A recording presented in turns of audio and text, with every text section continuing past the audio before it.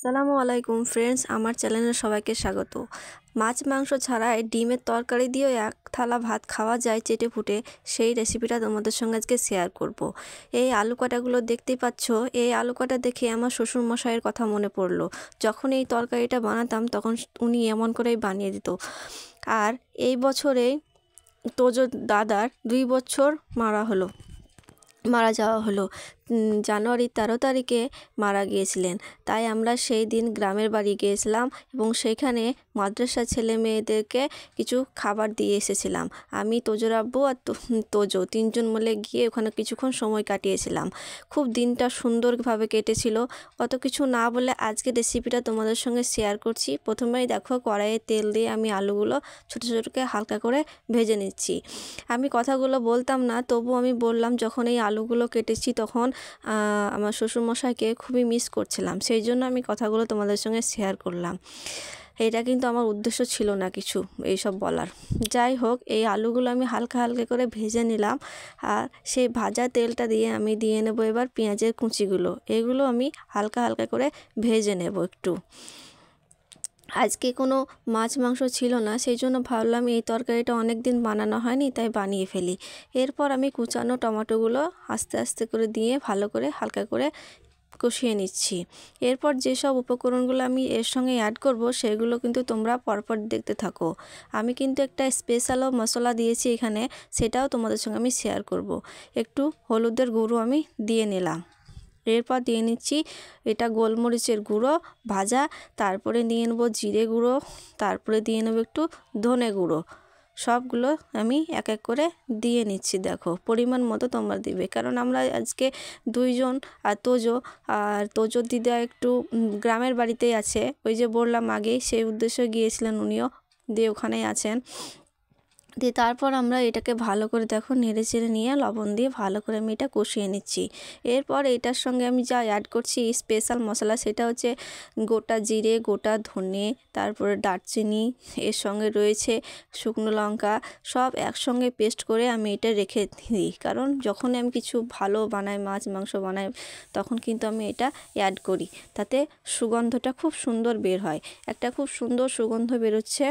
এগুলো আমি দিয়ে ভালো করে আমি কষিয়ে নিচ্ছি। এর সঙ্গে কোনো আমি পানি অ্যাড করছি না। এরপর আমার আলু ভাজাগুলো যেগুলো আমি রেখেছি সেগুলো দিয়েও ভালো করে আলুটাকে, যাতে মশলাটা ভালোভাবে মেখে যায়, সেই জন্য কষিয়ে নিচ্ছি। এই দেখো, এই শীতের সময় গরম গরম ভাতের সঙ্গে এই ডিমের তরকারিটা খেলে কিন্তু জমে যাবে একদম। যারা মাছ মাংস প্রতিদিন খাচ্ছ, ভালো লাগছে না, তারা কিন্তু বাড়িতে এটা ট্রাই করতে পারো। এরপর আমি দিয়ে নিচ্ছি কালারের জন্য একটু কাশ্মীরি লঙ্কার গুঁড়ো। আর যে পরিমাণে শীত পড়েছে, এটা খেলে পারে খুব সুন্দর লাগবে খেতে। যাই হোক, তোমরা কিন্তু বাড়িতে ট্রাই করো। আমি বানিয়ে ফেলেছি, তোমাদের জন্যই শেয়ার করলাম রেসিপিটা। এরপর আমি একটু পরিমাণ পানি দিয়ে নিচ্ছি, যাতে মশলার গন্ধটা মরে যায়। এরপর আমি এটাকে ভালো করে নেড়ে নিয়ে কিছুক্ষণের জন্য ঢাকনা চাপা দিয়ে ঢেকে দেবো, যাতে এই গন্ধগুলো আর কাঁচা গন্ধ না থাকে। সেই জন্য আমি এটা ঢেকে দিলাম।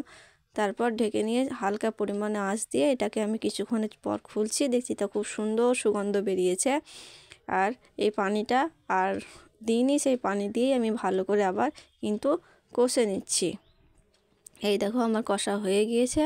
তারপর কষে নিয়ে ভালো করে এই দেখো পানিটা মেরে নিলাম। এর সঙ্গে কোনো পানি অ্যাড করিনি আমি। এরপর দেখছি আলুটাও পরিমাণ মতো সেদ্ধ হয়ে গিয়েছে। এই দেখো, খুব সুন্দর হয়েছে। এটার সঙ্গে আবার রুটিও খাওয়া যেতে পারে, কিন্তু আমি রুটি খাবো না, তার জন্য একটু ঝোল ঝোল করব। এদিকে আমার ডিমগুলো আমি ছাড়িয়ে নিয়েছি। তারপর দেখো একটা ছুরির সাহায্যে এগুলো একটু ফুটো ফুটো করে নিচ্ছি, কেমন করে দেখে নাও, যাতে মশলাগুলো ভেতরে ভেতরে ঢুকে। এই দেখো, এরকমভাবে আমি দেখছি যাতে ডিমটা ঠিকঠাক সেদ্ধ হয়েছে। এরপর আমি ডিমটা কিভাবে আমি দিচ্ছি সেটা তোমরা দেখো। এরপর ডিমটাকে আমি ভালো করে আধা আধি কেটে নিয়েছি। এরপর যেটা করব সেটা ডিমগুলো এমন করে দিয়ে নিচ্ছি। এই দেখো, এরমভাবে আমি সব ডিমগুলো দিয়ে নিলাম। দেখতেই কত সুন্দর লাগছে, দেখো খুব সুন্দর দেখতে লাগছে। এরপর আমি কুচানো ধনেপাতা দিয়ে নিচ্ছি। তারপর দিয়ে নিচ্ছি 4টে কি 3টে মতো কাঁচামরিচ। এই দেখো, দিয়ে নিলাম। দেখতেও খুব সুন্দর লাগছে, খাবো কি, তাই না? যাই হোক, এরপর আমি ঢাকনা চাপা দিয়ে নিচ্ছি। এর ওপরে কিন্তু একটু পরে আমি দিয়ে নেব হালকা পরিমাণ একটু জিরে গুঁড়ো ছিটে। আর দিয়ে নেব একটু শাহি গরম মশলা। আমার ডিমের কারি অলরেডি রেডি। এদিকে রয়েছে মূলার তরকারি ডিম দিয়ে ভাজা, সেটার সঙ্গে তোমাদের পরে শেয়ার করব। যারা মূলা খেতে একদমই পছন্দ করে না, এভাবে রান্না করলে কিন্তু খুবই ভালো লাগবে খেতে, তাই তোমাদের সঙ্গে ওই রেসিপিটা পরে শেয়ার করব। যাই হোক, আমার ওইদিকে মূলা ভাজা হয়ে গেছে, এদিকে ডিমের কারিটাও তৈরি হয়ে গিয়েছে, এদিকে মূলা ভাজা আমার রেডি। সবাই তোমরা ভালো থেকো, সুস্থ থেকো। যারা আমার চ্যানেলে নতুন তারা প্লিজ সাবস্ক্রাইব করে দিও, লাইক করো, শেয়ার করো, কমেন্ট করো কেমন হয়েছে তোমরা জানিও। এটা আমি তোজরাপুর পাতে আমি গরম গরম দিয়ে নিচ্ছি। কোর্ট থেকে চলে এসেছে, ও তো বলছে খুবই সুন্দর হয়েছে। যাই হোক, তোমরা ট্রাই করো। পরের ভিডিও দেখা হবে। বাই।